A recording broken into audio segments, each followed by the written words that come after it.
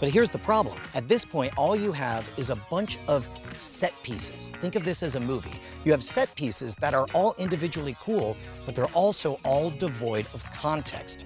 This is the hard part. This is where you have to construct a narrative to bring all of these beats together. Now, part of that means you are going to cut some of these beats. But if you have a good story, that doesn't even matter. So at this point, you have all these note cards in order of the beats that you want to do. And you know you're gonna cut some of them, but you also have a reserve of things you can add. For example, recurring joke, a weird, funny, magical phrase to call back. Now comes the hard part. You have to pick your story, your narrative. Your narrative must be so interesting that even if there was no magic, people would be happy for the story. Now, in my case with this fire eating routine, I didn't even know that I wanted it to be the history of fire eating. I just thought, well, I'm sure there's a story somewhere.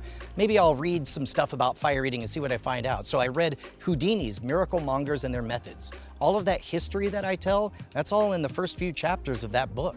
And as I was reading it, I realized, wait a minute, why am I using this for inspiration? This is the story. This is fascinating. I mean, think about it. This is a story so good that absent of magic, Houdini was able to put it in a book, and here I am 100 years later reading it. So in my case, I settled on a narrative about the history of fire eating. Now, in the case of your imaginary card routine, it could be the story of a love that was lost, a family member who got lost and came back, the imaginary story of the time you went slumming with somebody in Boca Raton, Florida. It doesn't matter as long as it's a good story. And all of the best stories are based on stuff that actually means something to you.